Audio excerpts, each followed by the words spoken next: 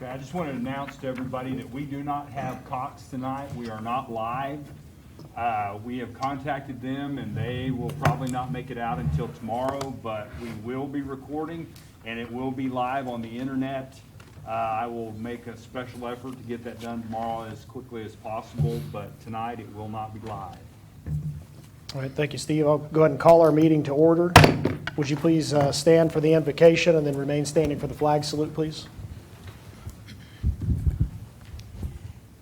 Precious Father, I thank you for bringing us together tonight, for helping us with the decisions that we need to make.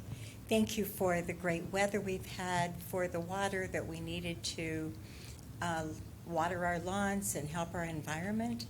And we thank you for all you're doing in our community. In Jesus' name we pray. Amen. Please face the flag. Attention, salute, pledge. I pledge allegiance to the flag of the United States of America and to the republic for which it stands, one nation under God, indivisible, with liberty and justice for all. Please be seated. Do it.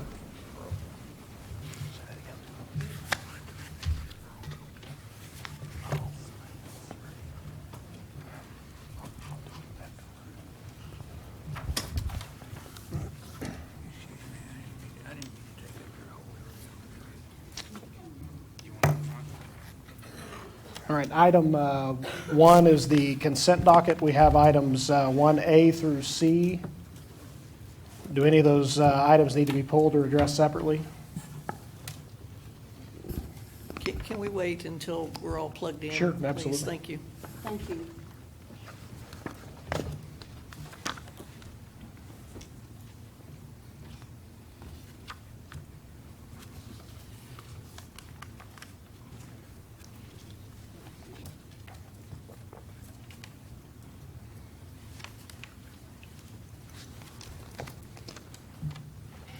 I move approval of the consent docket. Okay.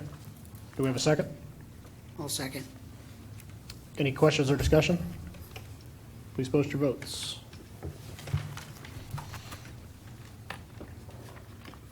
Thank you. Item 2 is call to the public. If any member of the audience wishes to address the council, please step forward to the podium. First state your name and address, and you will have 3 minutes to speak. Hi, my name is Tegan Hamilton. I'm daughter of Fawn and Steve Hamilton. I live on 6808 Northwest 31st Street. It's an honor to be here in front of you. And my dad is so amazing. He goes above and beyond. He's been building me things since I was little, a balance beam and a tree house and a bar. And I just think that it's so amazing that one person could take on such a large achievement and just set their mind to something that it takes such hard work and dedication to achieve. And he's gone so far and he's worked so hard. And I really hope that you guys can find it in your hearts to allow him to finish, because it really is an amazing feat. And I think that it shows how hard the people of Bethany can work to achieve what they want. So thank you very much. Thank you.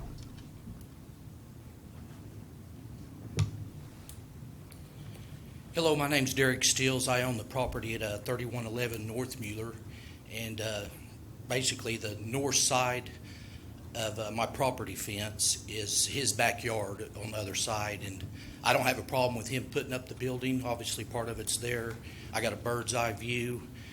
You guys issued me a permit a little bit over a year ago to build a building in my backyard. It's practically almost in the same area. And like I said, I don't have a problem with it. Thank you. Thank you.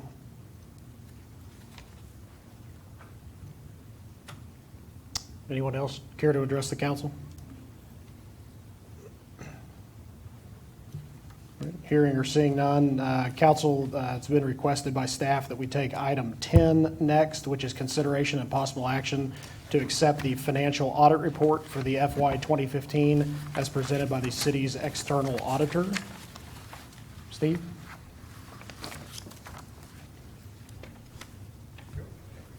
This is our annual annual presentation or financial report, and the auditor is Casey Russell, CPA. He will have a report. Good evening. Oh, wow, that was loud. pleasure to be here. I think this is the first time in front of you guys, and I'm thrilled to be here. You should all have hopefully a copy of the report. Yes, no, maybe? Okay, good. This report, you guys are unique in our practice in that you actually produce your own report. We have other cities that produce the report for us, but they hire outside accounting staff. You guys do this in-house, which is very, yeah, you might want to turn that. That's my space there. That's why I'm there. Yeah. So you guys are unique in that you produce it yourself, so that deserves a little bit of credit. The opinion is on page 11.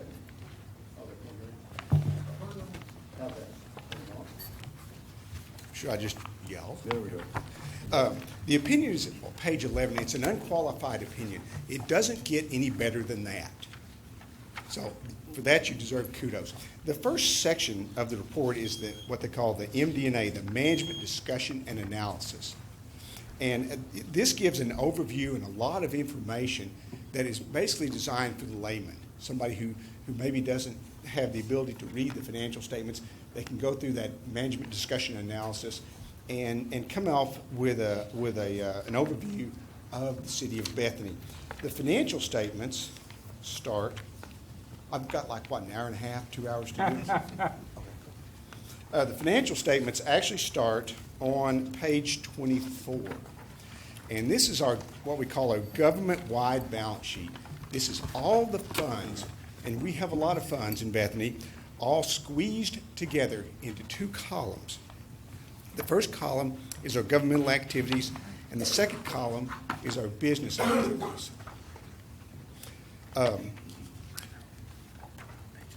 The assets and liabilities are presented here, and as you can see, the very bottom lines of, well, back up, assets, we ended up the year with $59 million in assets in the city of Bethany. 19 million of that is current. That's money in the bank. That's cash, investments. That's a good-looking balance sheet. $59 million, $27 million in liabilities. That's at $24,949,000 plus that $3,000,004 gives you 27. Gives us a net position of $31 million in net assets. That's that very corner number right there. Okay, that's a good-looking balance sheet. Now, one thing that is new this year with this report is these little subtotals that you see right there. That $887,000 and that $3,000,004. That's all the new pension standards that we've had to implement. This $887,000, these are monies that we've contributed to the pension plans in 15, but aren't going to be recognized till next year. And that $3,000,004 is monies or liability that we're going to recognize in the subsequent years. These we did not have last year, and so it's new. There's been a lot of talk about the pension. If you'll in that first column, that $5,573,000, right there, that first column. That is the pension liability primarily for the firefighters' pension fund. Now, the city of Bethany is never going to have to pay that, but the accounting standards require us to put it there. So it's a liability on your books. We're not going to have to pay, but it's there. So if we did not have that $5 million, our net equity, that negative $5,000,006, would look a lot better, that very last number. Other than that, this is a great-looking balance sheet, $31 million in equity. The income statement, and by the way, if somebody has a question while I'm talking, just throw it out there. It doesn't bother me. This income statement reads from left to right and down. The top section is our governmental section. The middle section is our proprietary funds, which is the Bethany Public Works Authority and the Hospital Authority. And the bottom section is a catch-all. That's our taxes. You'll look at that very first section, that fourth column. See those negatives? We expect to see that because that's our governmental section, and we don't charge for police protection. We don't charge for fire protection. But as you slide down, you pick up all of our tax revenue, and we have a negative $328,000. Okay? There's depreciation embedded in those expenses right there. That something, several $100,000 worth of depreciation, which is driving that number down. That is not a $328,000 cash loss. You did not spend $338,000 more than what you took in. That's the key thing you need to take from that. The same thing with your proprietary fund, a negative $22,000. There's close to $1 million worth of depreciation inside the expenses. That's $7,180,000. So you do not have a $22 million cash loss, which that's the normal thing. That's what we normally see. We're depreciating this building. We're depreciating fire trucks, police cars, all that kind of stuff. Some of that stuff has to be replaced. Water treatment plants, those things last for 30 or 40 years, sometimes longer. So, you know, the loss of $350,000, not that big a deal. It's still a good-looking set of financial statements. I have a question. Yes, Is ma'am. there a reason you can't show that as depreciation rather than including it in other numbers? It's in the footnotes. Okay. It's But buried. it can't be a separate line? No, it's not designed to do that. That would be really cool. But no, it's not designed to. This whole presentation, this whole packet was designed by people in New York, okay, who, you know, it's designed for New York City and Chicago. It's not designed for us. But it is buried in the deep, dark bowels of the footnotes, and you can find it. The second set of the financial statements are the funds. And this is the old way that we used to do things, which is, in my opinion, a better way. On page 26, you have the governmental funds. It's the general fund, the capital improvement, other funds, and we reconcile that back with this little section down below. So you can take the funds, you roll through this little reconciliation, and it brings you back to that first balance sheet we saw. Page, I thought somebody was gabbling me to shut up there for a second. Page 27 is an income statement, and this is the old way of doing things as well. This is money in, money out. Cash in, cash out. So when we buy a new fire truck, it's an expense on this income statement, whereas on the left hook we saw a moment ago, we wouldn't see it. But once again, we reconcile it down below here so that it will tie back to the left hook, you know, that second income statement that we saw. Now, we only do this for the governmental funds. For the proprietary funds, the Bethany Hospital Trust and Public Works, which is on page 28, 29, and 30, these numbers are identical to what we saw a moment ago. No change. We just do that for the governmental funds. But we do get the hospital trust and the public works broken out, and you can see, you know, what assets belong to them and what assets belong to either entity, and the same thing on an income statement and a cash flow statement, which is on page 30. On page 30, the cash flow statement, the most important number there is that very first subtotal. Totals of $2,595,910, positive cash flow from operations.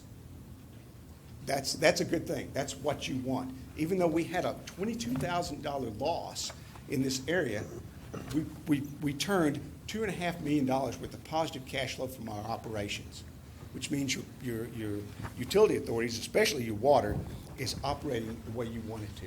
It's generating positive cash flow. The only reason cash went up or went down is due to payment of debt or purchase of fixed assets, which those are assets that we keep for years or liabilities we pay on. Pages 36 all the way back through, it goes on forever.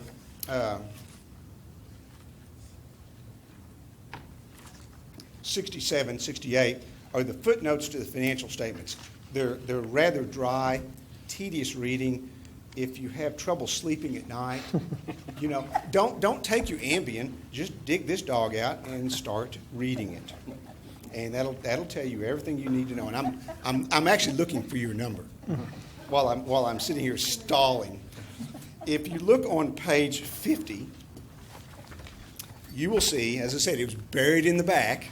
Page 50, you will see in the governmental funds we had $634,000 worth of depreciation. And that was what, a $300-some-odd-thousand loss. So double it was the depreciation. And in the Public Works Authority, at the bottom of that page, $1,174,000. So a $22,000 loss in Public Works, and $1,174,000 of it is depreciation. So depreciation on the water system, the trucks, and all that kind of stuff. Now, obviously, some assets have to be replaced, but the water systems, I mean, the water lines here, they've been here forever. And, you know, they're still going to be here. You replace them periodically. So even though depreciation is a real thing, it's a little deceiving to you. Long-term debt is, we don't have a lot of long-term debt in Bethany right now, even though you've just passed a GO bond issue I saw from the paper. You only have a little over $15 million in long-term debt for a city with $59 million in assets. That's not that much. The other report that we have is on page, I'll have to look it up. Come on, fingers. Is the report on governmental auditing standards. And it is broken into two pieces. The first part of it is internal control, and the second part is compliance. We had no internal control issues to report. We had no compliance issues for you to report, which that's a good thing.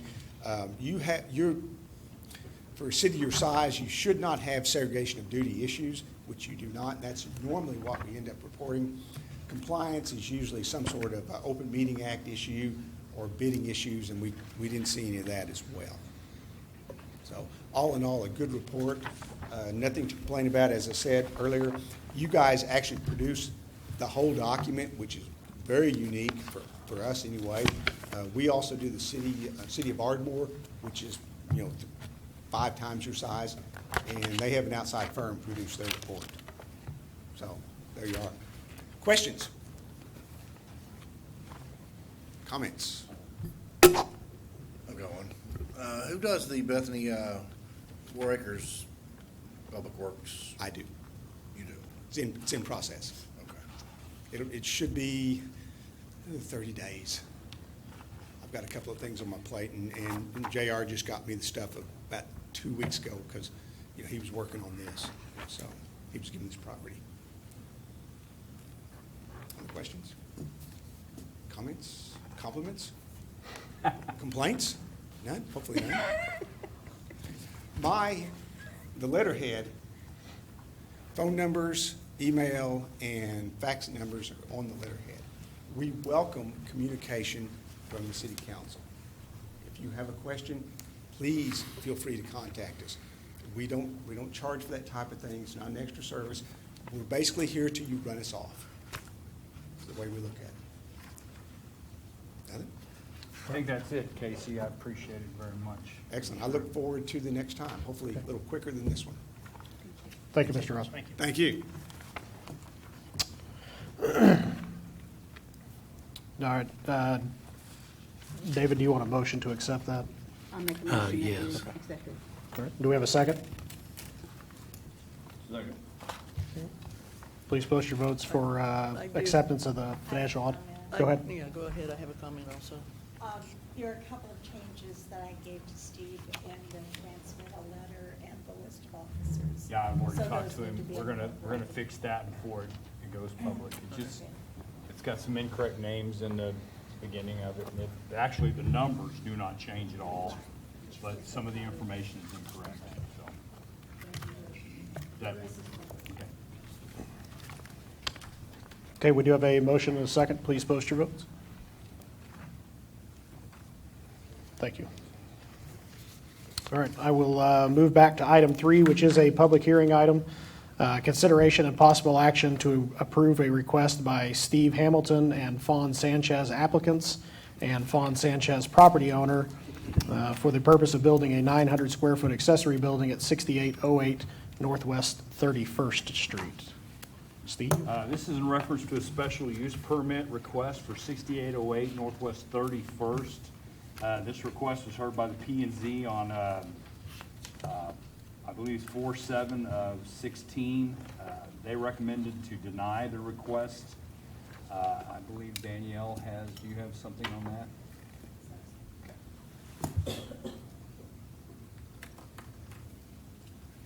Good evening. I'll kind of run through this a little bit and then get on to other items.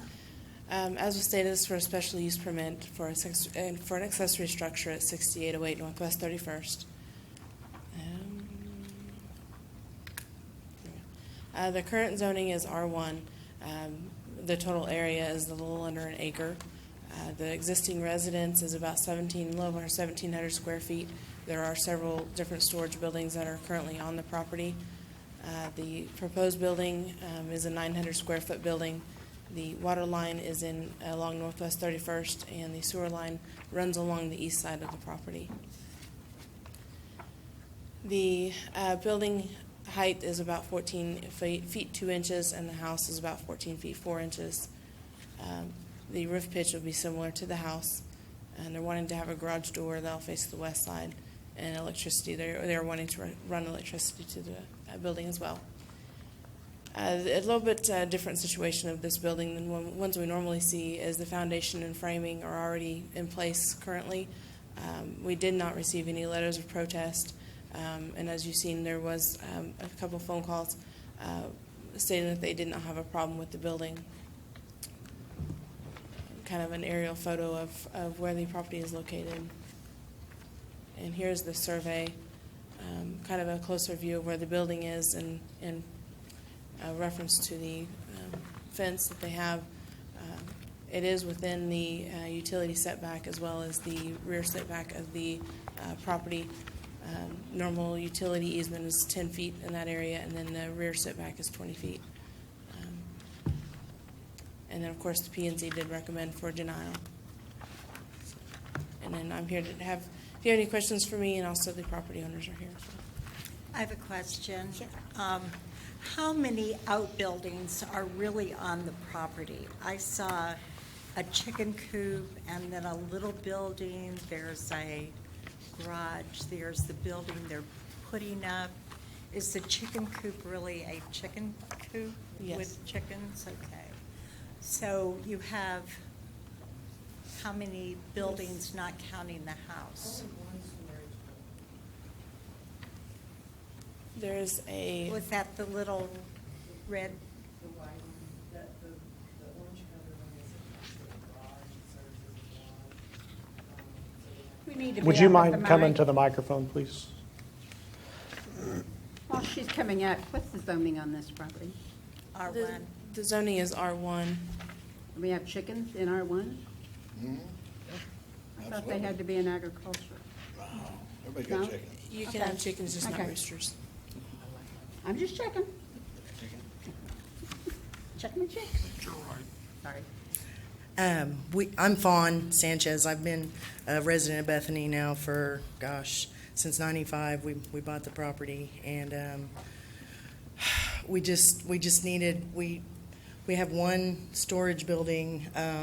The white building is a storage building. I'm not sure. I actually have a slideshow presentation if anybody would be interested in seeing that on a flash drive. So I just need a computer, but. We have the one storage building, the actual chicken coop, and then we have one accessory building that serves as a garage. So we have obviously a really wooded lot, and we have a lot of lawn equipment, and our ceiling in our current building is falling in. So that building, since we've been told we can only have two, would come down after the completion of the other one. So the white building would come down? Yes, ma'am. And so we honestly didn't know we needed to seek a permit, and apologize for that. The storage would house like our lawn equipment and pretty much everything. I have some rental homes, and so I have like lots of tools and different things, and so we're trying to improve our situation and move everything out of the white building into the new building, and and basically improve the property value. I mean, it's going to be a really nice building. So,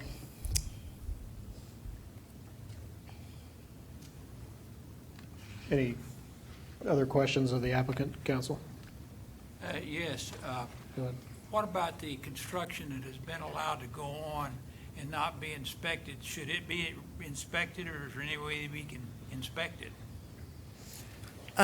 well, I mean, we're totally open to inspections. We had a architect come out and he did plans for us. And the gentleman that did our survey said that everything from his vantage point looked really good. But So he cannot see what's in that concrete. There's no way of knowing, since there has to be steel and foundations. We don't know whether there's any steel in that foundation or whether it would crack it has the wire, the cement wire. I don't know what they call it, but Yeah, I know what you call it. It's called 1010.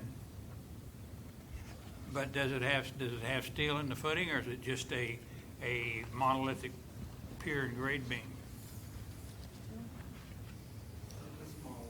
it's monolithic. And it has been, you have uncovered a section of it that goes down 16 inches below the grade and it's 16 inches wide. Have we not? All the poles are sunk about 4 feet down. But that's that is for your poles, but your concrete floor and the walls that are going to be sitting on that is not. And does your concrete go? Does your poles, the concrete or the telephone poles or whatever you used in there, do they go down through the concrete? The poles? Yes. The poles go through the concrete down 4 feet in the ground. Yes, sir. And does the what am I trying to allude to? Is there a footing under the edge of that building that would support it? Do you have some Jack, do you have insight? Can we hear from Jack on that? Because I'm not sure it's required. Okay. Yes. Here. So I guess no. No. Oh, I've got some more questions about the location of the building. It's built on, the location of the building is built on lot 7, and the house is built on lot 6. And in our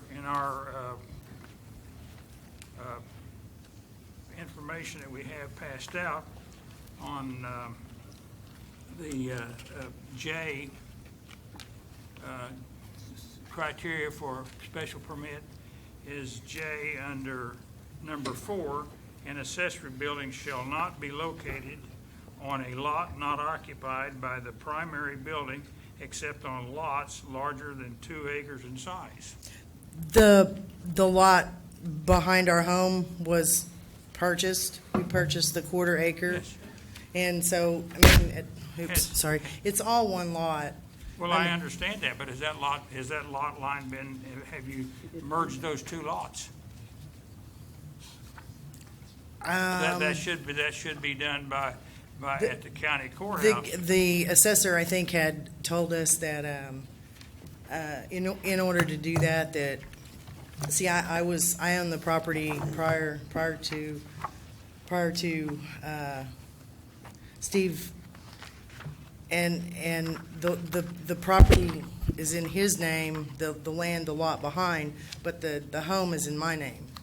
So by putting, I guess, the property in his name and my name, the lot behind, the assessor said that they can't technically merge it unless I add him to the property land or take him off of the. So you're in violation of section J, 4, accessory buildings shall not be located on lots not occupied by a primary building except on lots of 2 acres or larger. The lot is landlocked, and I mean, so I'm not understanding really. I mean, it's all one lot. I understand that. It's all, I mean, they're right close together.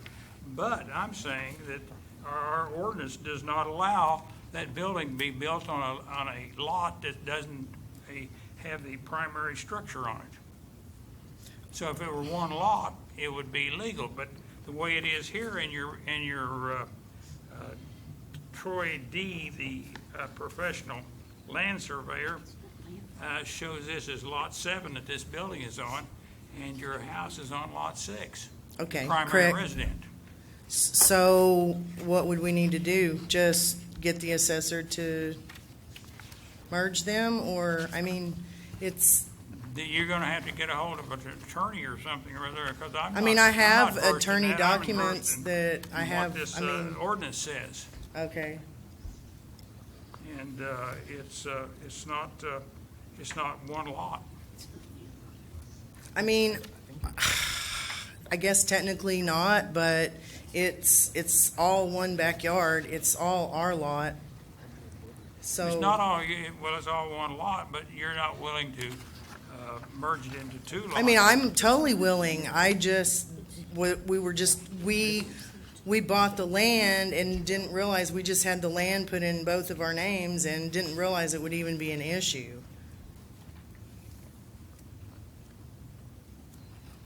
I mean, if we need to. I also have some other things that I'm concerned about, is this lot 6 and 7 comes from the lots to the east of you. Those are 6 and 7 also. To the south. To the east. It's the north half of the west half of lot 7. And evidently it's the, lot 6 less the north 20 feet of block 3. That does not conform either. And since these 2 lots were cut in half, whatever you do to buy them, you buy a piece of property, but it may not be legally adhere to Bethany ordinances. I mean, this one does not appear to. Then there is a sanitary sewer that I have looked at here, and I would say that was the back half. I would say that was the back half of your backside of your lot, and we require a 20-foot setback from that particular area, or from the area that you say is the back part of it. Is the south property line is only 8'4". We also require a 20-foot setback from that. Whichever one you call is going to be the back of your lot, you're not in compliance. Okay. The sewer line runs on the east side of the property, and the easement for the utility lines is 10 feet, 5 on each side, and so we're within the parameters on the sewer line. According to our surveyor. You're not in if it's on the back. No, it's on the side. It's on the east side. But and on the back, what I mean, are there's. you calling the back of your lot? Well, where our fence is.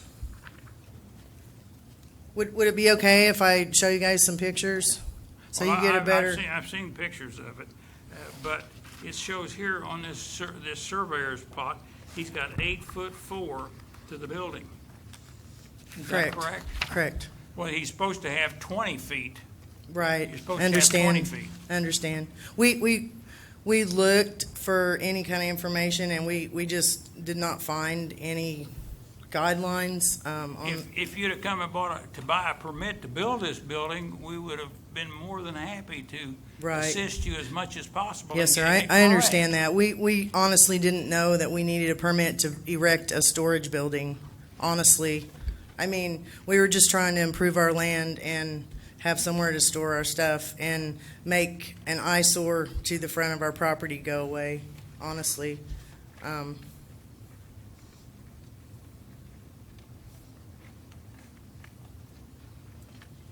Council, any other questions of either staff or the applicant? I want to express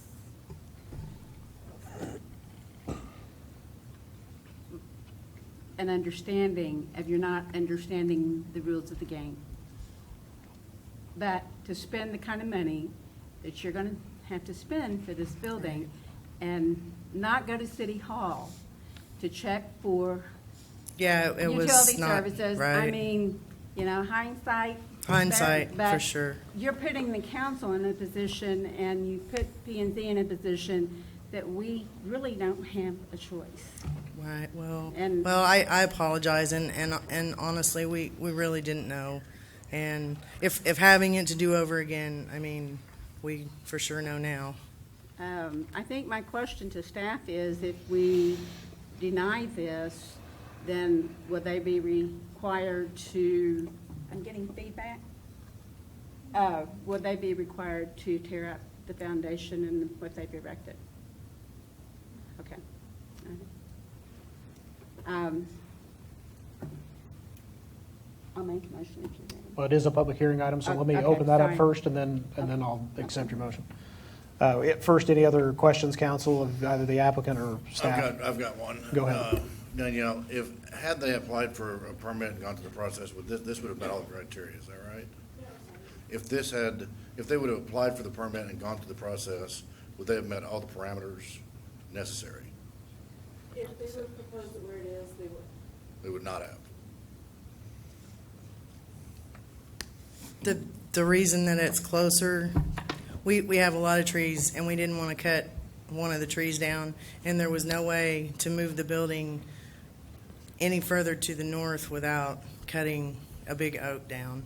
So that's why the placement only has about 8.5 feet in the back on the line. I mean, there's still lots of room to get a ditch witch or any equipment in there if you needed to, but David, is it a situation where the Board of Adjustment, would that be appropriate? The Board of Adjustment could address the setback issue on the 20-foot setback requirement. But they still, even if they were granted that exception, it would still have to come before you for this special use permit, just like it is now. But the Board of Adjustment would have that power. Would it be possible if the concrete, if they came with a new permit, a new set of plans, and shifted everything over, if we could, and they could leave part of that concrete in place and move the building a little bit? But we'd still have the issue of it being on two lots. Well, that'd have to be a county fix, I'm sure.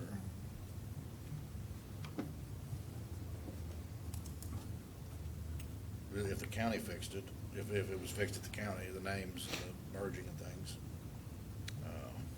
Does that, David, require a lot line adjustment Well, here, or administrative lot line adjustment? The unknown at this point is that it may be sometime back in the 70s that a lot line adjustment was done on that lot, which is fairly common.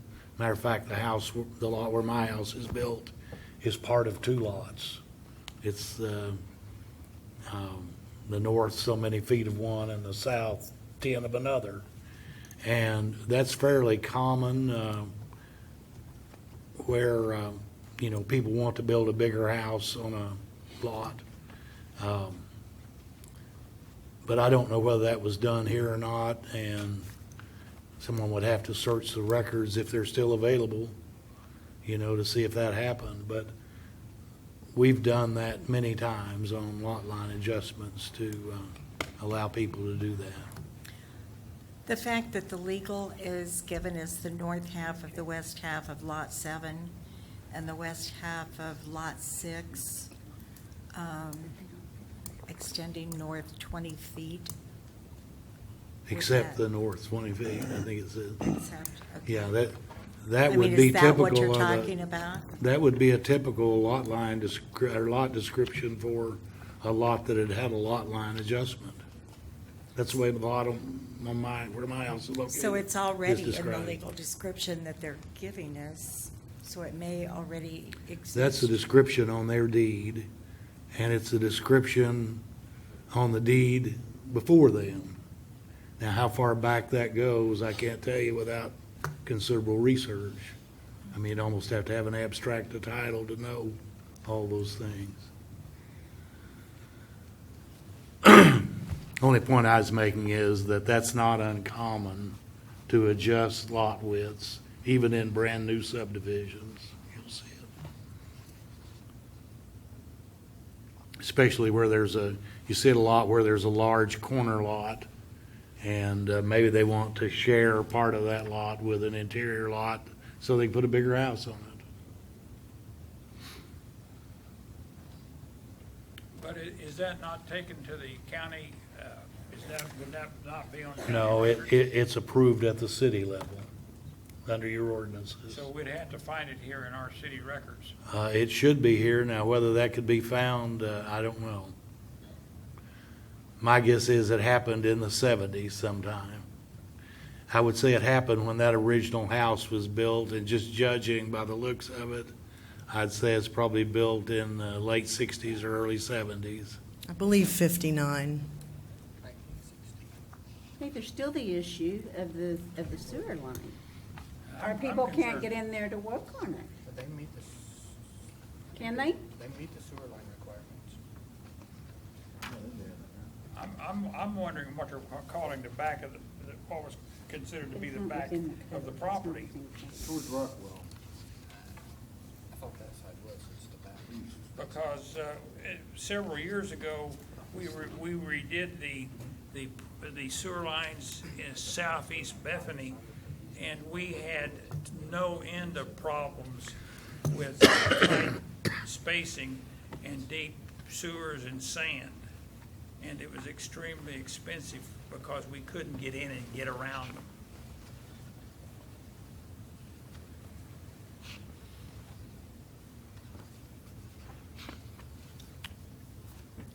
Does this meet the requirements for the setback for the side of the houses around that sewer line?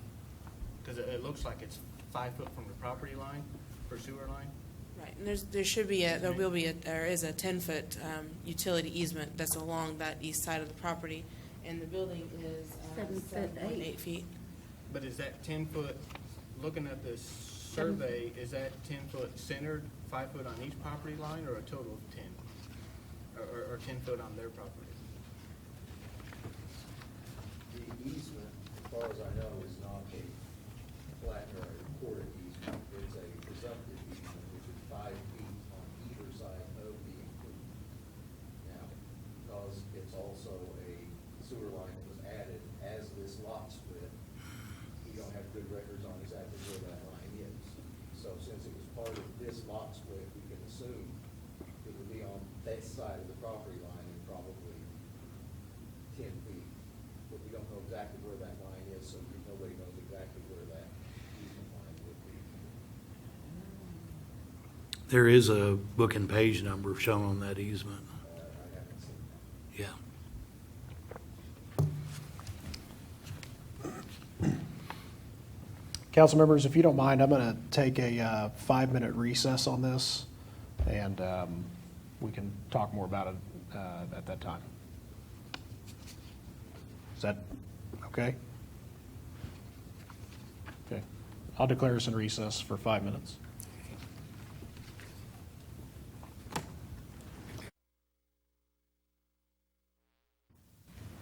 All right, I'm going to call us back to order here.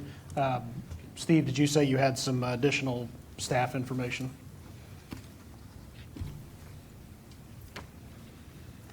Good evening.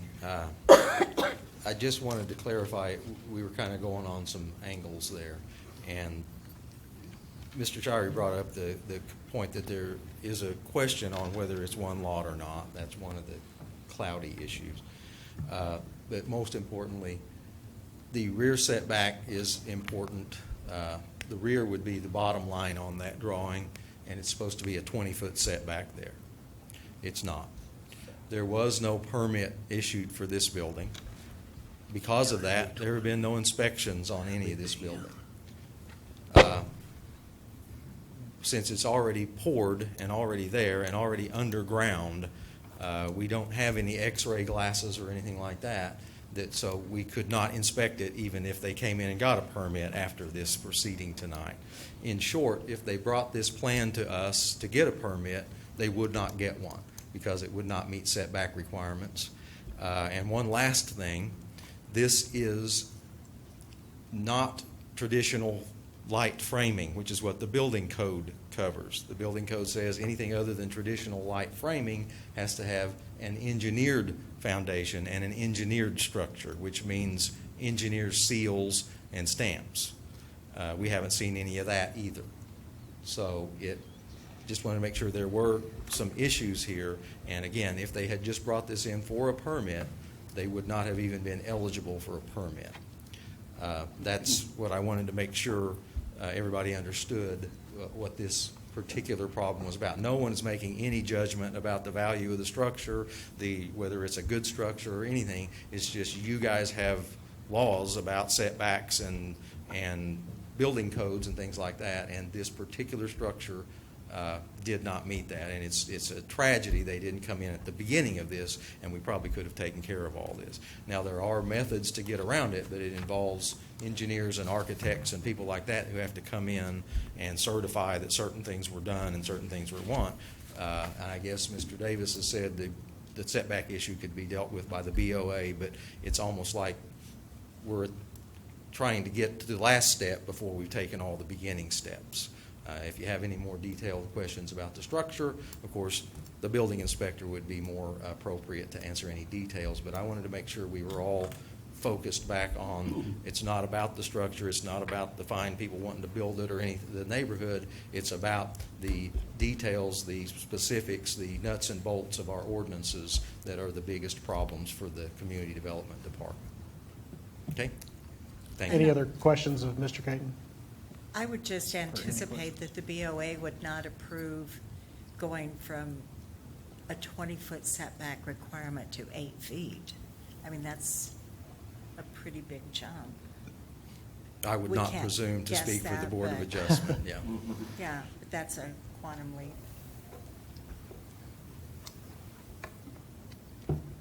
Okay, thank you, Mr. Caton.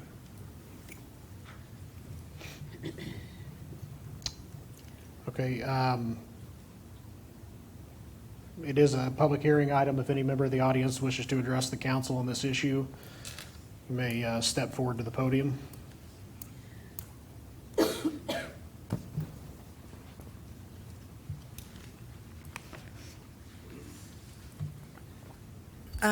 Okay, so since the lot issue of the two lots is an issue, I think we can, if we could postpone the vote, perhaps we could clarify that somehow, maybe through title company or something. I mean, I might even have documentation that, I'm just not quite sure what we would need to clarify that, so if. Well, I think that's one issue, but I think there's several other issues that are as or more pressing than that. So, I mean, I guess depending on how the body votes, that could be a part of it, and I do appreciate your willingness to clarify that. Okay, thank you.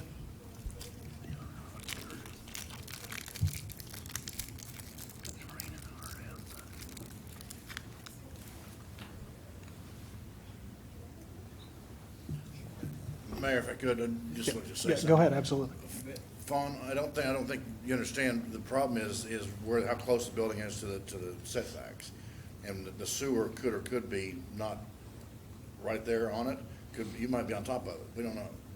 It could be, but we've got to have 20 feet on one side, 5 feet on the other, to get equipment in there, or, you know, if we had an explosion or something, or a cave-in, or something, there could be anything.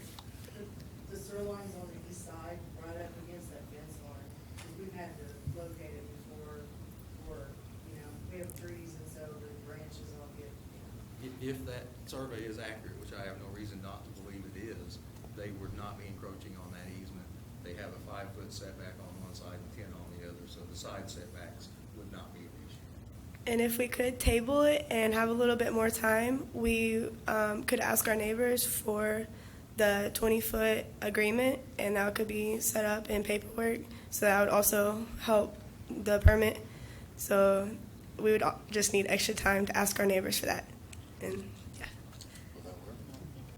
You could if they acquired additional property. If I understood what she said was they would approach their neighbors for transfer of additional 20 feet. I guess that'd be from the south. So One of the that other- would solve the setback issue, I would say. One of the other problems, and I know P&Z's, one of their concerns was possibly the way that they've started construction, not knowing where they're at with the concrete, the posts that run into the ground, possible issues with the way that's constructed. So, I mean, one of the problems is I think it runs deeper than, it's not just any one thing. It's not the fact that it's too close to a setback or it violates the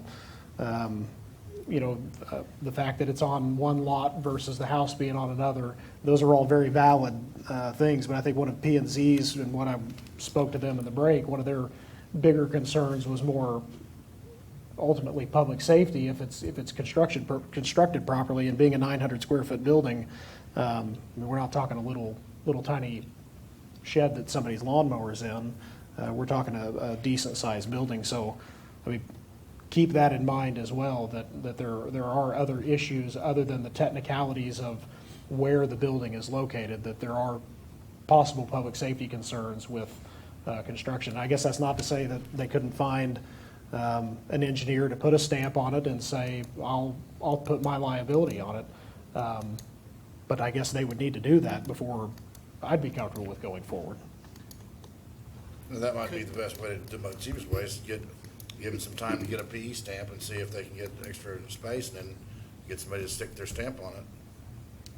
But, I mean, one of my concerns is, I mean, P&Z takes the time to hear these. I mean, they dig into the details, they look at all of that. Unfortunately, I try to watch most of their meetings. I missed this last one. And that's why I wanted to take a moment to go speak with my representative on P&Z, but and see what their reasoning for the denial of the permit was. I mean, it was multi-folded, but one of the biggest was public safety and not knowing where the original, what's in that original part of the construction. Mayor, there seems to be a great number of hurdles that this family would need to, I don't know what the correct word is, not jump through, but they would have to overcome to deem whether the existing begun structure is financially feasible where it's at, or if there's another option somewhere else on the property. I know with all the trees, that's a difficult thing to do. But if that is the only spot on the property that works, then you've got a great deal of hurdles, not only physical but financial hurdles to come through also. That's none of my business, but is that going to be worth it just for a little building? So I don't know whether to, I'm all about solutions and solving problems, but also you have to stand back and think, is that going to be worth the hassle of buying another piece of property from the neighbors, acquiring engineers' stamps and concrete depths and specifications, the poles specifications, all of the sewer lines, questions about the sewer line. And I know that staff is here to help. That's their job. That's what we do. That's what they do. And I just don't know if tonight's vote would, from our standpoint, would,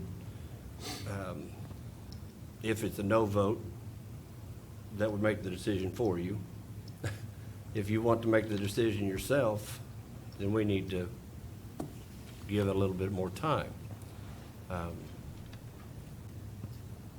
So I'm just not sure exactly what position we want to be in as a council to tell you that your project is finished, or if that's something that you can decide on your own with, a couple of weeks, 2 weeks. A continuation of this item would give you that time. I don't understand, most people, I think just generally off the street, know that if you're going to build a building, and that's all I need to say. Well, But council members, I think we need to just remember that we have laws. Ordinances are laws, and the laws were not followed. Let's boil it down to simple terms. Later on, if they decide to do this again, they can go through the permitting process, find the place where they want it, and start over again. They're not going to want to piecemeal this. They want it built right. They want the inspections made. They want safety for their family when they're inside the building. Those are my comments. I have one question. Are you doing the work yourself? Or are you contracting it?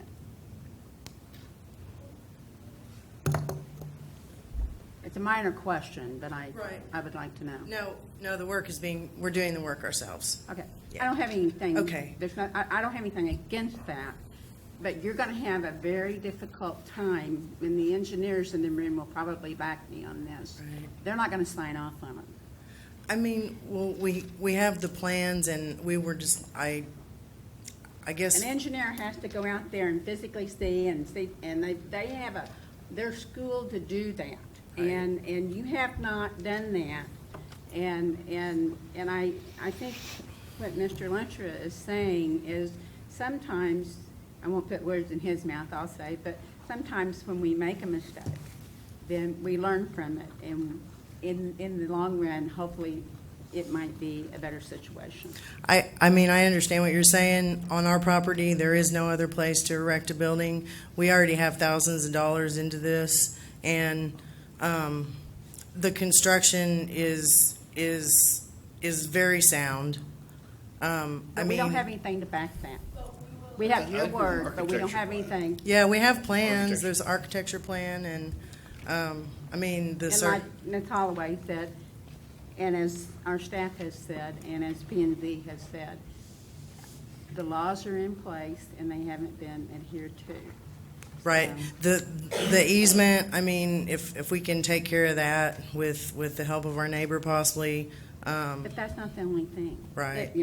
We've got, besides the setback, we've got But what I would challenge foundation you, and, like you said, framing issues and you know, there's more than just the one thing, so.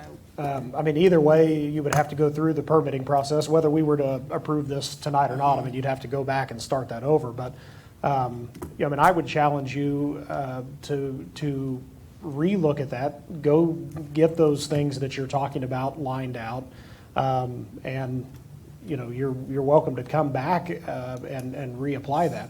I think the problem is, as Mr. Caton said, due to its size, it is going to require those engineered stamp drawings. So, you know, if you were to be able to get those, and as Mr. Moore said, maybe move it over, or you know, you may have to scale it down a little bit in size, but. The you know, building won't be moved. We'll move out of Bethany most likely. Here's the problem, though. If this body or our Planning and Zoning Commission allows people to, even if it's completely inadvertent, by, you know, no fault of their own, they did something that they didn't realize was not legal.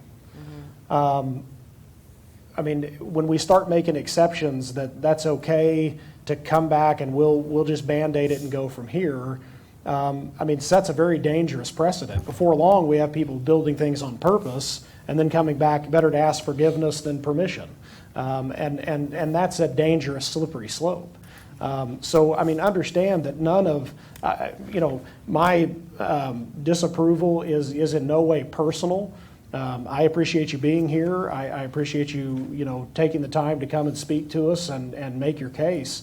It's one of those things that, unfortunately, as Mr. Caton mentioned, I mean, we have these ordinances, these laws, these rules on the books, we try our best to follow those to the letter that we can.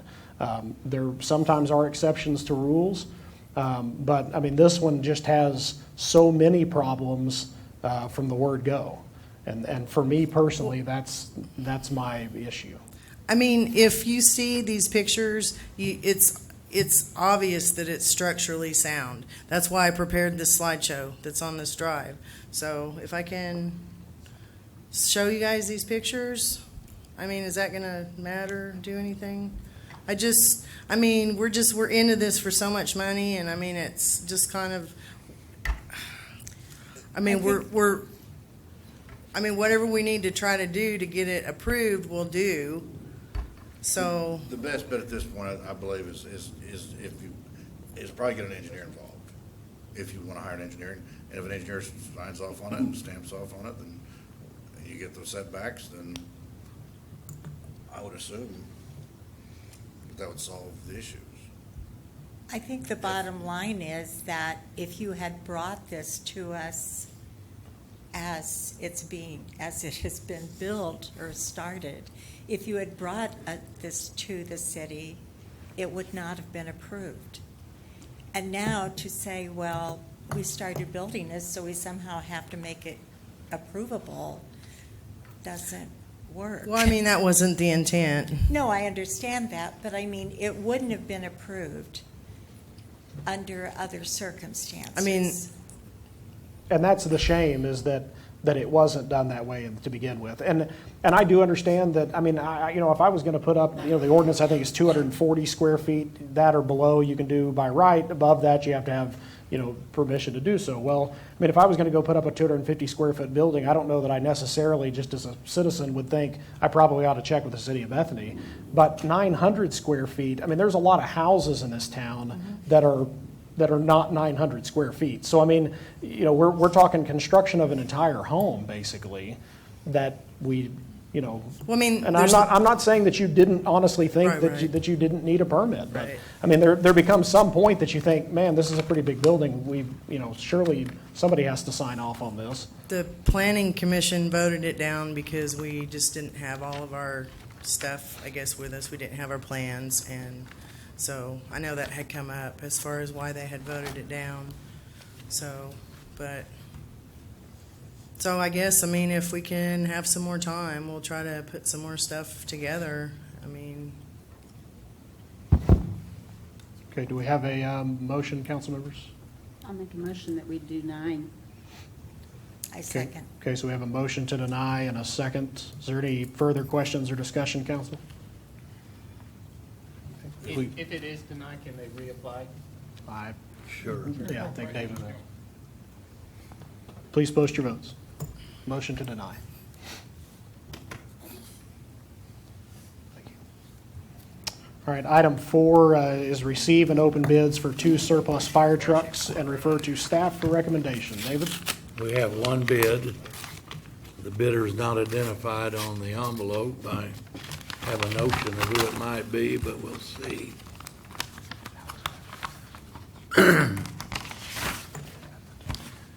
The city of McLeod, Oklahoma, places a bid of $50,000 for each unit, or a total of $100,000. That's the only bid we have.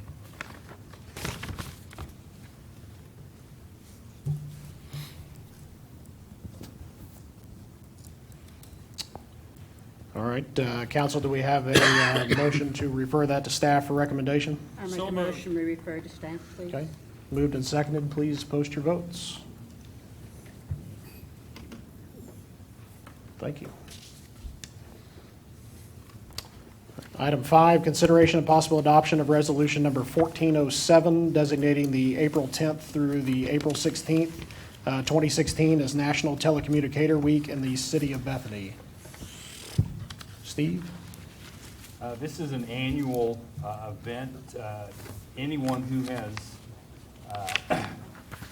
anyone who's been a police officer understands or a firefighter or an ambulance person understands the importance of the dispatch. They are the link between the public and the officer or the firefighter. Anyone who has ever called for help, the person who answers that phone is the dispatcher, and that dispatcher is your hope, your help, your the person who may end up saving your life, actually. And it is sometimes I've watched dispatchers in amazement before, because it is a very scary position. Even though they are not facing the bad guy, they're not facing the fire, they are generally by themselves. The 911 is ringing, somebody's at the window, a police officer or a firefighter is yelling for something over the radio. It is an incredibly difficult job. And at the same time, they're trying to talk to a small child who is scared because they can't find their parent. It's just a very difficult decision, or a very difficult position. And Bethany is blessed that we have some very good dispatchers. And every year, the Association of Central Oklahoma Governments, ACOG as we call it, requests that we certify or accept the National Telecommunication Week. It was actually passed by Congress in 1991, and the mayor's going to read the resolution, please. All right. It's resolution number 1404, whereas in 1991, congressional resolution named the second full week in April every year as National Telecommunicator Week, and whereas emergencies can occur at any time or any place and require the assistance of police, fire, or emergency medical services, and whereas 911 is the hotline for help for people in emergency situations, and the 911 call taker's voice is the first assurance that help is on the way. And whereas 911 professionals regularly meet the challenges of extremely stressful situations with calmness and efficiency, and whereas when an emergency occurs, the prompt response of police officers, firefighters, and paramedics is critical to the protection of life and preservation of property. And whereas the safety of these emergency responders is dependent upon the quality and accuracy of information obtained from citizens who telephone the 911 Communications Center. And whereas public safety dispatchers are the heart of public safety, providing assistance before any other emergency services arrive on scene. And whereas public safety dispatchers are a vital link for our emergency responders by monitoring their activities by radio, providing them information, and ensuring their safety. And whereas public safety dispatchers contribute substantially to the apprehension of criminals, suppression of fires, treatment of injuries and illness on a daily basis, and whereas each dispatcher has exhibited compassion, understanding, and professionalism during the performance of his or her duties, now therefore be it resolved that the City of Bethany, Oklahoma declares the week of April 10th through the 16th, 2016 to be National Telecommunicator Week in honor of men and women whose diligence and professionalism keep our region's citizens and emergency responders safe. Do we have such a motion? So moved. Second. Please post your votes. Thank you. It was kind of a mouthful. Item 6 is consideration and possible action to approve a resolution number 1408 pertaining to the city's $8.18 million general library general obligation bonds, Series 2016, including fixing the amount of bonds to mature each year, fixing the time and place the bonds are to be sold, approving the preliminary official statement and distribution thereof, and authorizing the clerk to give notice of said sale as required by law. Steve? This is the presentation of Municipal Financial Services. We'd like to welcome John Wolf, going to present this to us tonight. It's got the thunder in the background. Yeah, how about that? Not everybody gets lightning and thunder when they walk to the podium. Well, good evening, council. What you have in front of you tonight is a resolution, as the mayor had addressed, is the legal document that authorizes us to move forward and provide a financing package of preliminary official statement, instruction to bidders that it should be in your packet, that we'll send out to numerous banks and broker dealer underwriting firms throughout the state, throughout the region. Also will be a notice of sale that will be published in the newspaper to give anyone an opportunity that is willing to purchase all $8.18 million and bid in accordance with Oklahoma state law. And obviously with the passage of the general obligation bonds, our discussion prior to the calling of that election addressed where interest rates were at the present time. They are still low. We provided material to you a couple months ago, or further back than a couple months ago. This is a 20-year term issue. Like I said, $8.18 million. This transaction will be what's called bank qualified. The bonds are tax exempt, or will be tax exempt, but the banks also get an additional tax benefit in that they can write off up to 80% of their borrowing costs. So, easy example, a bank or an underwriter actually that buys the bonds and sells to a bank can take the money that they borrow from like from Federal Home Loan Bank, or take deposits, customer deposits, and write off 80% of the cost of borrowing those funds to loan to you via a bond vehicle. So they not only get to exclude the interest that you pay on the bonds, they get to write off 80% of the costs of borrowing the funds to loan to you through an actual publicly offered bond. So it gives them quite a tax benefit, makes that, long story short, your interest rate on a general obligation bond, bank qualified, about the lowest rate you can get.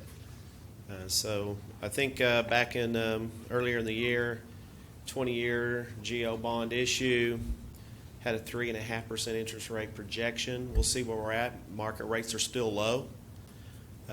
If rates hold in there until the actual bond sale, which would be on May 17th, we are going to, the sale we have on May 17th, hopefully bonds hold, the rates hold in there. I think we'll be south of 3.5. We may be south of 3 based on where rates are today. And we're still in this all-time low for the United States. We're going to have the bonds rated by Standard & Poor's. This is a good size issue at $8.18 million. It is a 20-year term. We believe that the cost of engaging Standard & Poor's and actually having the bonds rated will be valuable to the city of Bethany in the number of bidders and the aggressiveness of the bidders if this is a nationally rated transaction. You had your auditor in front of you earlier tonight. We actually looked at your June 30, 2015. This is where your audit and your performance and your current financial position means more to you than any other time, is when you're actually looking to provide information to creditors in borrowing funds or advanced funding projects. And so we believe that in looking at your 2015 audit, we talked to rating agencies, we talked to multiple bank creditors. The auditor was correct. You have a good balance sheet, you have good performance in trying times, so we think that this certainly puts you in a good position to get a solid rating. Ratings are based on a lot of different factors, not only just your financial position, but the size of your community, your growth, your number of customers, population, other factors that most are in your control. Some things are outside of your control. But hopefully we would certainly see that you would get an A rating or above. There's the S&P rates from AAA in the A category down to a single A, and we believe you're at least at a single A category, which makes it valuable for you to also to move forward with Standard & Poor's. We looked at there are 3 different national rating agencies. There's Standard & Poor's, there's Moody's, there's Fitch. And as far as timing and the low cost, Standard & Poor's is the lowest cost of the 3. And we feel that Standard & Poor's is a respectable name, obviously, and I don't really have anything else to add. I can certainly answer any questions that anyone has.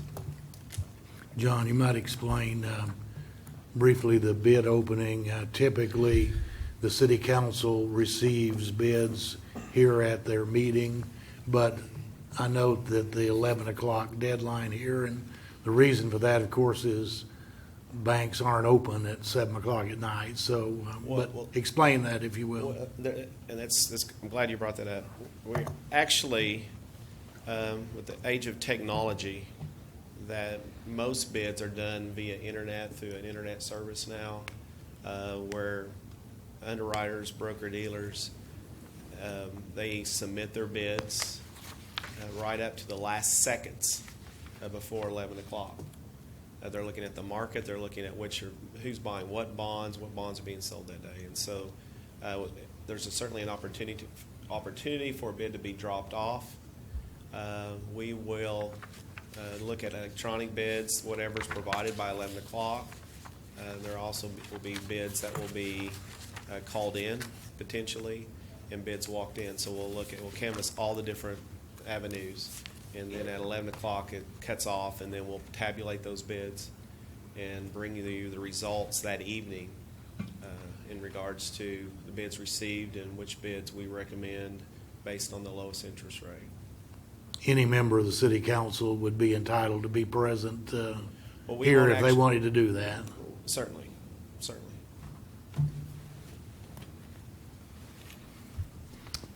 Can approximately what amount of money per year will be added to the ad valorem tax The debt rate? service requirements? Debt service requirements, yes. I see something like $430,000. I have sheets. Mr. Shirey, you can have all 16, but I did bring a copy. in No, case that's anyone wants- fine. You just give me an idea. You are correct. Based on our estimates, if you sell the bonds at an average rate of 3.5%, the actual levy and the requirements are greater at the beginning and they actually decline over time, will be on average around $550,000 to $575,000 a year. It's higher the first year, $704,000. That's assuming that our projection of where interest rates might be. It could be less. It's more likely going to be less if rates hold in there. I don't see anything happening with rates. So on average, $550,000, $575,000 a year in actual debt service requirements. And that will produce the levy that we provided to you months back and what was provided in the material to the citizens, that the average levy over the term would be approximately 6 3/4 mils, which is effectively, you just divide that number I gave you by your net assessed valuation, and that's how you come up with your millage rate.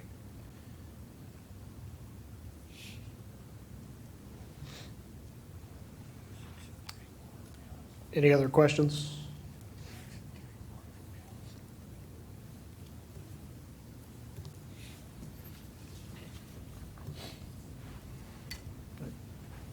Thank you. Thank you, John.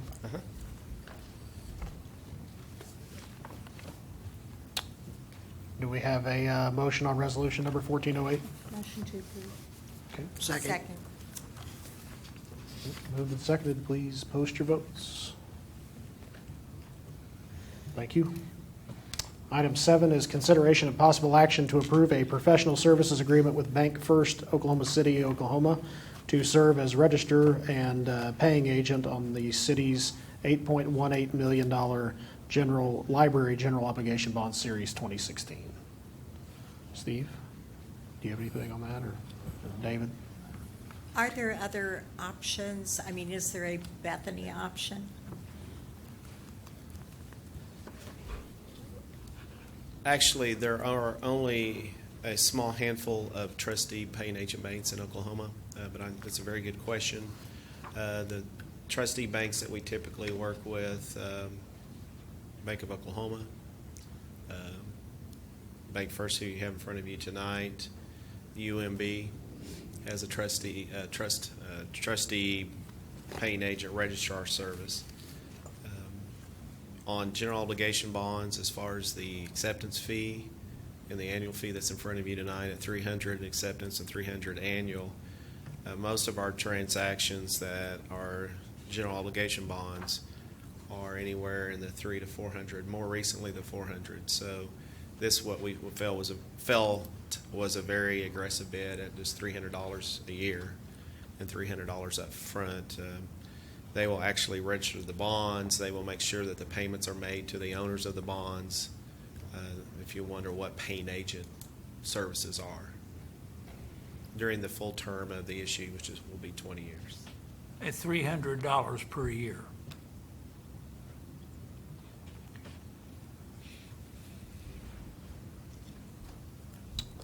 Any questions of Mr. Wolf or staff, council members?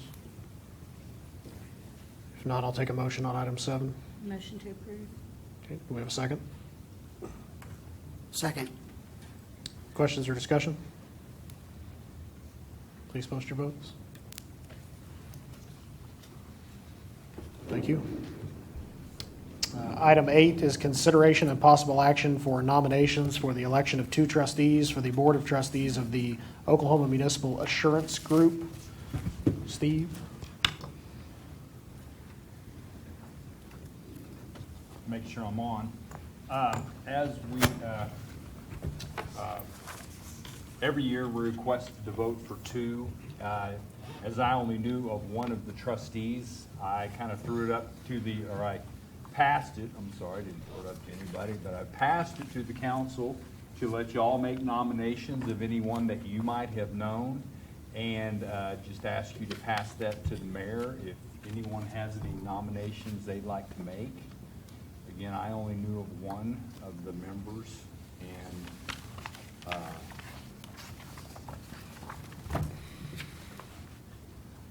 anybody? I would make a motion to vote for Dan Galloway, City Manager of the City of El Reno, and Michael Bailey, Administrative Director for the City of Bartlesville. I'll second your motion. Is there any questions or discussion on that, council members? It's the first 2 on your list. I know Mr. Bailey has served for quite a few years and has held several positions. I know he knows that group and knows finance, and that's definitely somebody we need. And of course, Dan has a litany of experience in municipal government, and I think he would serve well as well. So those, we have a motion and a second for those 2. If there's no questions, I'll call for a vote.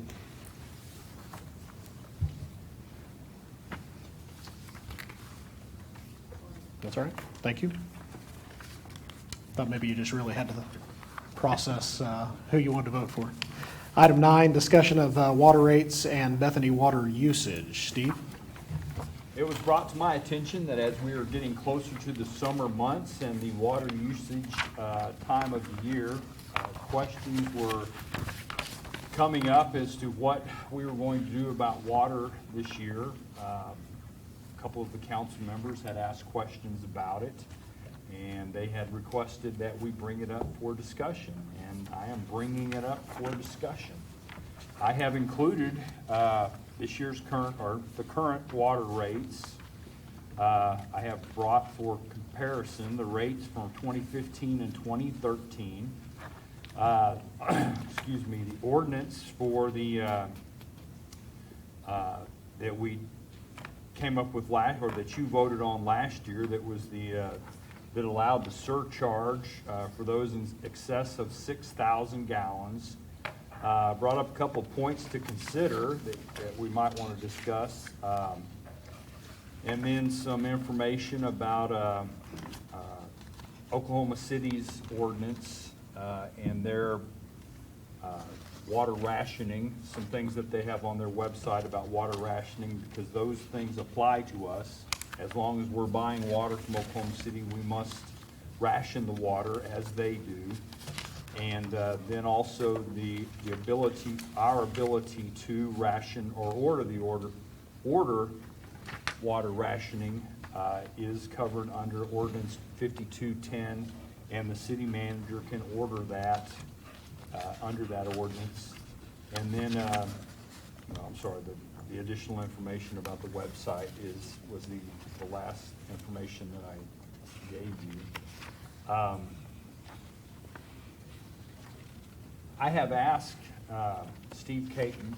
The reason I asked him here tonight was not to help us out with the other issue, but to discuss the water rates and to discuss the amount of production we have right now. We have been able to bring a couple more wells online and actually possibly have a couple of more wells that are coming online. It is impossible in Oklahoma to say, well, we had a wet spring, so we're going to have a nice summer. We did last year. We had a very nice summer last year. Well, it can stop raining right now and not rain again until 2 years from now. If that's the case, then we are going to have to purchase considerable amounts of water from Oklahoma City this summer. Unfortunately, we are going to be paying $10 and I think it's $10.80 per 60 cents per 1,000 gallons. But we don't charge nearly that much for the citizens to use that water. So this is where I'm asking for discussion from the council.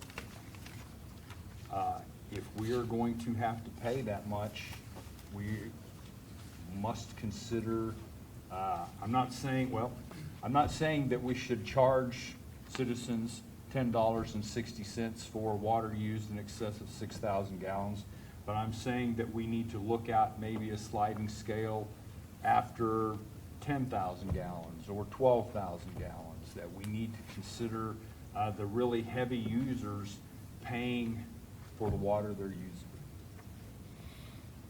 using. I was one of the people that asked for the discussion just because when we set these rates before, we were doing it as something temporary. So we were talking about going through maybe November, December of 2015, and it seemed like we at least needed to revisit it. There was also discussion in here that maybe the average is somewhere around 7,800 gallons a month. Right. Were you suggesting there that maybe we could raise the basis I up think to we should a higher consider number? raising it from 6,000 to at least 7,000 gallons. I think that will help out the larger families. I think it would just help out in general. It will loosen the strain a little bit on the families. I think our water system is able to produce that much right now.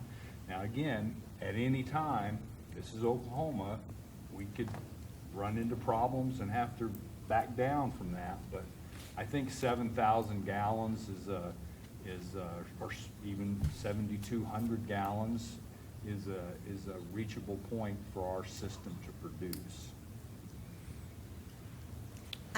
I'd like to see us at least make an effort to make the numbers more comfortable for our residents. And we're not having to buy any water currently, correct? We've been able to completely stop that with the wells we brought back on at the current time, and I understand we're not into the hot months We yet, haven't but- had to buy any since December. Okay. We can meet our base load. That's the washing, drinking, cooking, flushing, those sorts. It's the lawn irrigation and pools and things like that that will get us into trouble. But as Mr. Harsman pointed out, we can meet. I get messed up without John here. He deals in billing, I deal in production, and they're not the same numbers. But we can make enough water to meet, I believe it's almost 6,900 gallons a month per customer is what our base load works out. So the 7,000 gallons of consumption would be a good number for a base load. Unfortunately, these are our averages, and daily fluctuations may mean we still have to buy some on any given day, even though the monthly average may come out. And again, filling in for John a little bit, make sure everybody understands, these are not trivial amounts of money we're talking about based on what we bought last year at the current rates, Oklahoma City would be in excess of $350,000 worth of water. So it's not trivial, and if you don't raise the rates to make up for that, the citizens will wind up having to pay for it. So the bottom line, somebody's going to pay for it if we don't put some top on it. And I think the rate adjustment might be a good way to, Did Oklahoma City raise our rates yes. this year? They doubled them.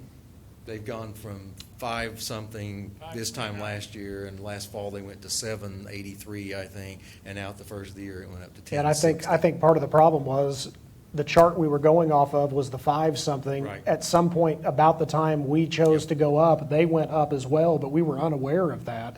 And so we ended up purchasing water at 7-something, thinking we were going to be paying 5-something, because we had an old rate chart from them, and we didn't know that they had updated that number. I'm sure it was some resolution that their council passed, which Yes. really hurt. All the customers will be buying that nice new 60-inch pipeline coming up from southeast Oklahoma. Sardis. For them. That's what that is. On this rationing business, if we have a contract with them at all, we're paying that, we're under the rationing.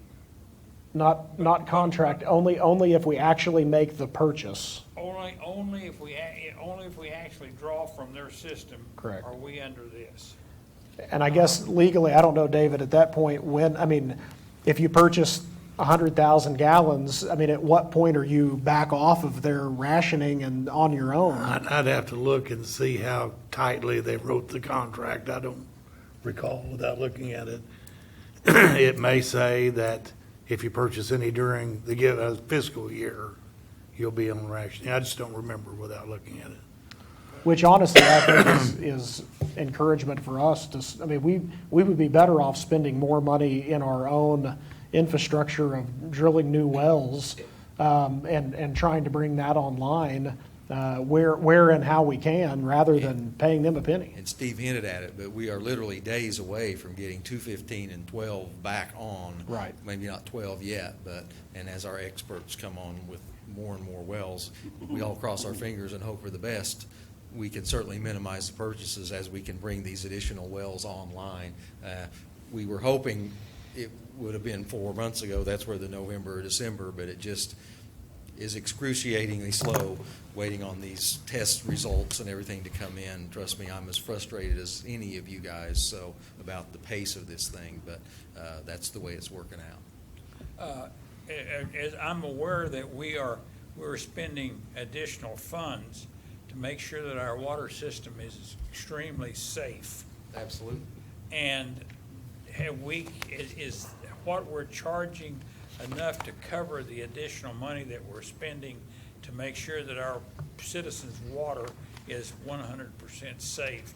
Do we need to possibly raise the rate to cover that cost? You'll have to address that. The current rate structure is adequate to cover the costs of producing water ourselves. It's not if we have to buy. That, I believe, is what the So this that we slough on these two wells that have our barrier, we put our barrier. That's up, correct. That are we making enough to cover those costs? I wouldn't be able to answer that question right now. Because that is actually the cost of us producing water. Well, judging from our financial report, I'd have to say we probably are charging enough to do it because we've been spending the money and we still are in the black. So, Steve, on a daily basis, when you and your guys are out assessing our usage, what do you look at when you say, oh, it's time to buy water from Oklahoma City? we watch the tank levels. Tank levels. If the tank levels are dropping and we're making all we can and the levels continue to drop, and we have to watch weather, we have to watch patterns on usage, because we fill tanks at night and they drain during the day, and it's almost an art form out there at the water plant watching these levels to get to the point where we're nervous that we're not going to make it. Sometimes this it's a general gradual trend over a course of several days that we see we're just not being able to keep up, so we'll have to go out. And then it's a balancing act as to which one of the 3 cross ties to open to get the most effective treatment out of that. So it's basically tank levels, though, over a period of days is what will determine whether we have to buy water or not. So you have the 3 taps to Oklahoma City, and each one of those taps will fill a certain tank? No, Or, it just or comes therefore into the system, depending on system where, itself. where we might have pressure issues or something, we would open one over the other. But in general, it's how much water they can make. If we just need a little bit, we'll open the one down at 23rd and Hammond. If we need a whole lot, we'll open the one at 50th and Peniel, because it's a big 8-incher that will make a lot of water, about 600 gallons a minute. So depending on what we need at any given time, we can open them and custom bring it in as we need it. If we need to fill tanks really fast, we can open all 3 up, which is our nightmare scenario. We have a big fire or a big leak in the middle of peak time, and we can't keep up, and we drain the tanks. So we would open all of them up, and hopefully that would do the trick. But And you have a metering system on each one of those valves, just like you would there's a at big our giant house? water meter. Yep, that's exactly right.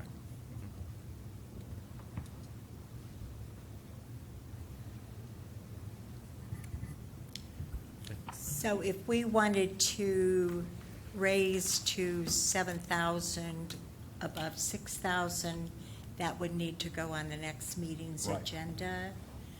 Is there anything else we should be considering for that agenda? What the rate above 7,000 would be. Okay. Right now, it's 5, and you're gonna be paying 10, so I think you need to consider that as well. Yeah.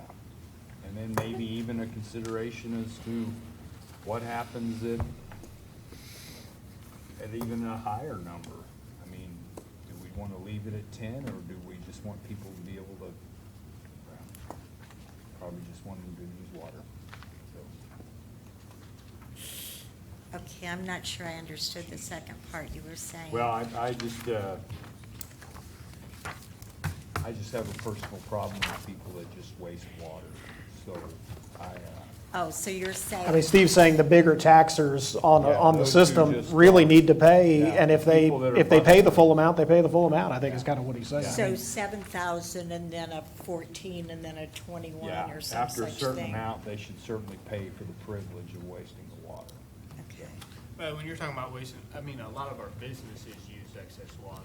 I mean, not excess. Right, and I use a understand large that is their volume, but business it's to not- use water, I not understand necessarily that. waste. Yeah, they would have to, that would certainly have to be a consideration. And of course, I guess the other side of that is if they are doing that, I mean, that's part of the cost of doing business, and costs do rise, and, I mean, it shouldn't saddle, I don't think, on the citizens' back. But I do agree, John, that, I mean, that obviously is a They shouldn't be valid penalized. concern. It may not be wasting, Right. they may be honestly using Some it. of the biggest users are your institutional users Right. too, the universities, the schools, and the Yeah. children's center, and Exactly. those kind of facilities.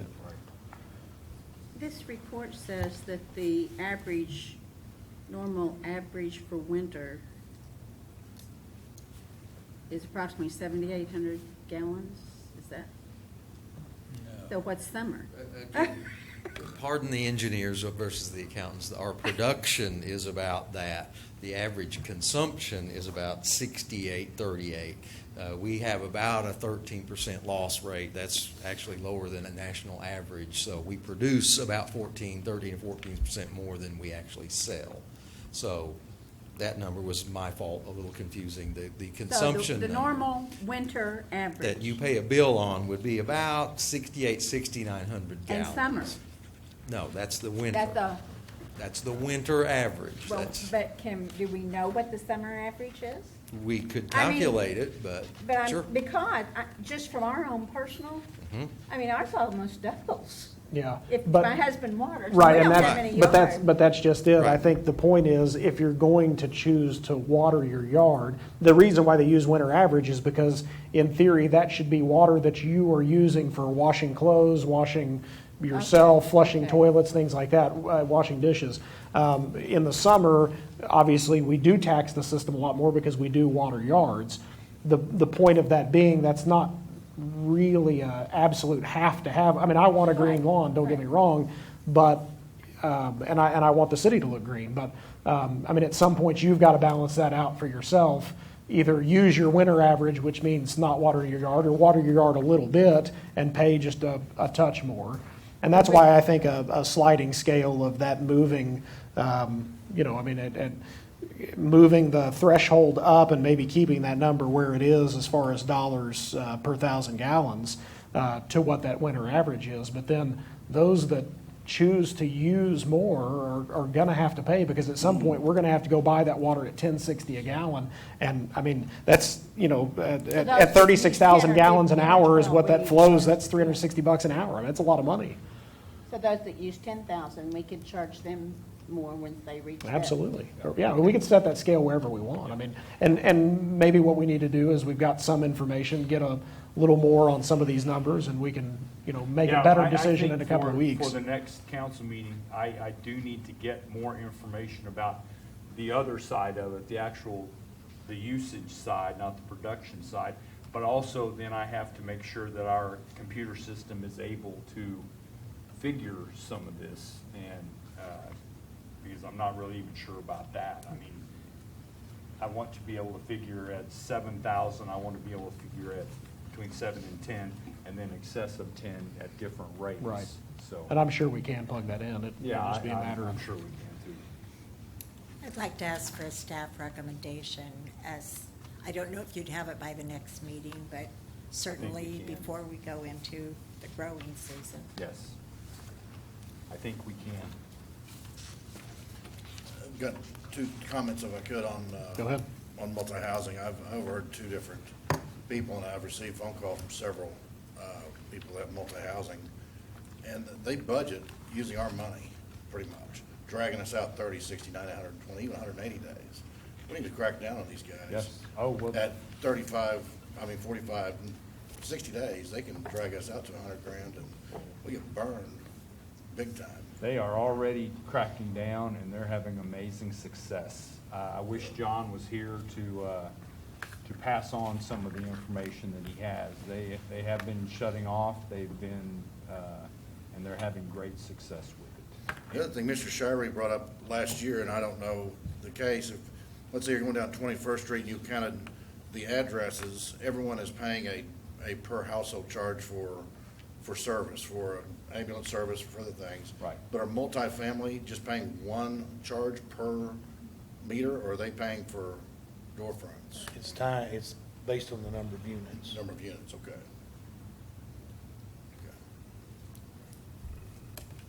That's it. Okay, so no further action tonight, is that what I'm hearing? We'll get a staff report and come back to this. All right, item 11 is, we had 10 already. Item 11 is discussion, consideration, and possible action on an economic development proposal for vacant property in Bethany and the creation of a tax increment financing district to assist with development costs. The public disclosure of the details of the proposal would interfere with development proposal and violate the confidentiality of the developer. So there is a proposed executive session as authorized by the Oklahoma Open Meeting Act 25307B. Your first motion, should there be one, would be whether or not to enter into executive session. Do we have such a motion? So moved. Second. Okay, moved and seconded. Please post your votes for executive session. Thank you. We will recess and be brief in executive session.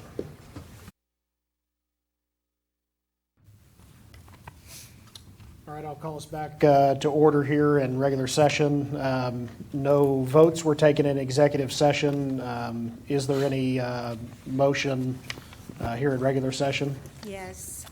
I'd like to move that we authorize staff to prepare documents to create a tax increment finance district for the property commonly known as Waterside. Okay, do we have a second for that motion? Second. Any questions or discussion? Please post your votes.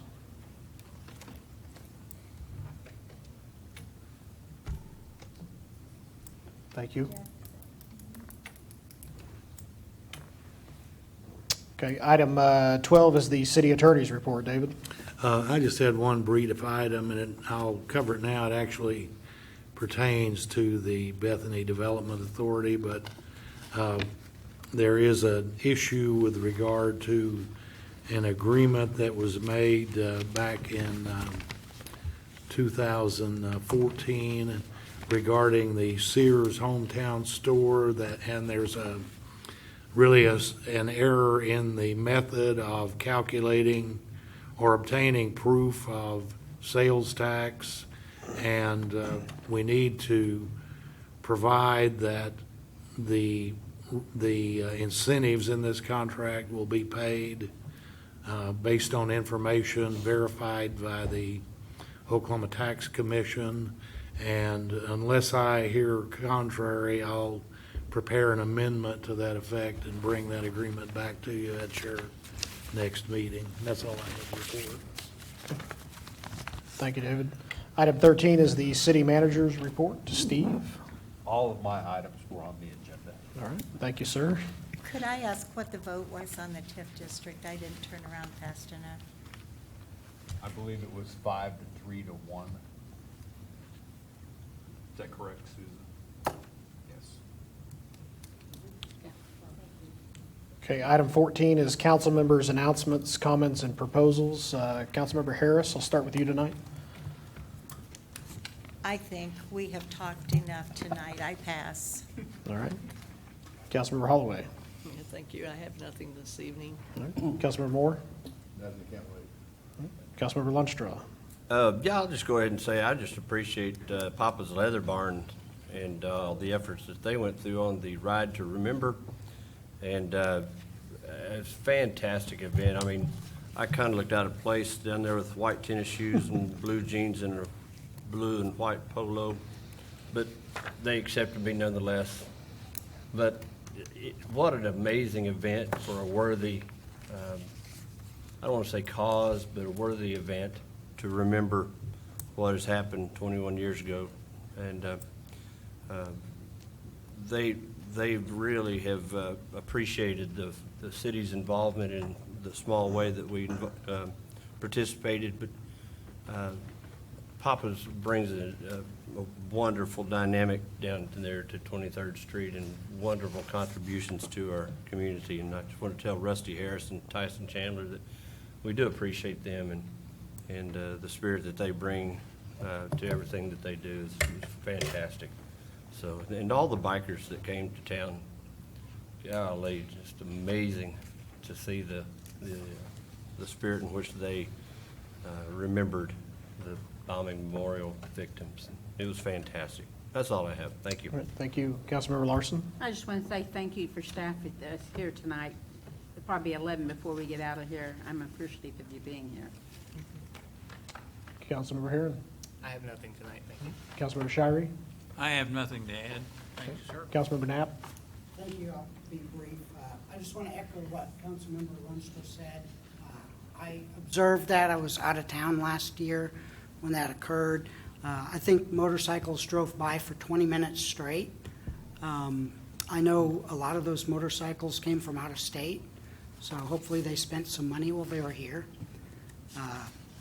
But it was really an impressive display of support for our community.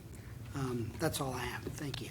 Mr. Mayor, we also had our fire truck, our new fire truck out there, and we'll have some great pictures if anybody wants to see them. And thanks for the War Acres for participating also. Mr. Mayor, I did forget one thing, if I could, please. Go ahead. I'd be remiss if I didn't pass my condolences along to the Finley family. Jeff Finley's mother passed away with a very, very brief bout of cancer, and long-term Bethany residence. And what was very neat about her, and what a lot of people didn't know about her and some people knew, she was a role model. She graduated first in her class back in the late 50s, early 60s from OU Business School, and on purpose, she didn't learn how to type. Because Ben would come by and always say, "Here, type this for me, honey," back when that was the way it was. And she'd say, "I don't know how to type." And so she went her whole life typing, and she became president of several companies and was a very successful business lady. And she will be missed. Well, I too want to thank Papa's for putting on that ride, or at least sponsoring part of that, and having a group of those riders, remembering the bombing. And 21 years ago today, obviously, that occurred, and so our thoughts and prayers go out with those victims' families as they rehash that once again. But it is neat that we have a group here in Bethany that puts on such a big event that draws people from everywhere. So thanks to Papas for that. That's all I have. Is there any new business to come before the Bethany City Council? Hearing or seeing none, if there's no objection, we will adjourn until May 3rd, 2016. And hearing no objection, I'll declare us adjourned. We now have I'll now open the Bethany Public Works Authority. We have the consent docket items 1A and B. Do we have a motion for approval on those items? Motion to approve, please. Do we have a second? Moved and seconded. Please post your votes. Is there any new business to come before the Bethany Public Works Authority? Hearing none, if there's no objection, we will adjourn until May 3rd, 2016. Hearing no objection, we are adjourned. I'll now open the Bethany Hospital Trust. We have the consent docket items 1A and B. Do we have a motion for approval on those items? Motion to approve. Do we have a second? Second. Please post your votes. Do we always need this report if nothing is happening, no money is transpiring, et cetera? Do we still meet every month or twice a month?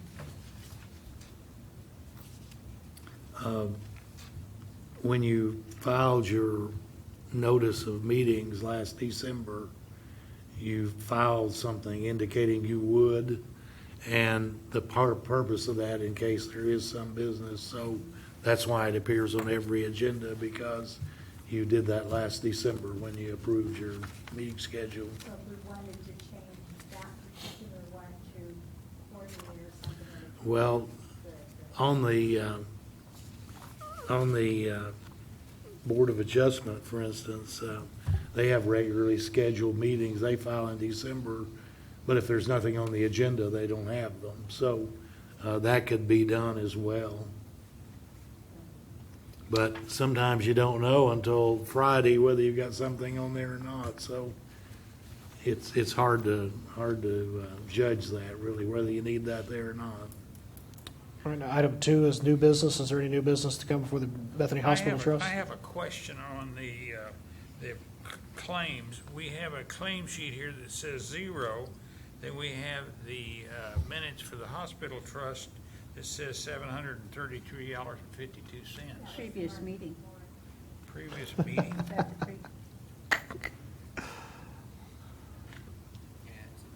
Okay. I was glad to see that our claims are finally 0. Thank you, staff. If there is no objection, I'll declare us adjourned until May 3rd. Hearing no objection, we are adjourned. I'll now open the Bethany Development Authority. We have the same consent docket items 1A through C. Do we have a motion for approval on those items? Motion to approve. Second. Please post your votes. Any new business to come before the BDA? Hearing none, if there's no objection, we will adjourn until May 3rd, 2016. Hearing no objection, we are adjourned.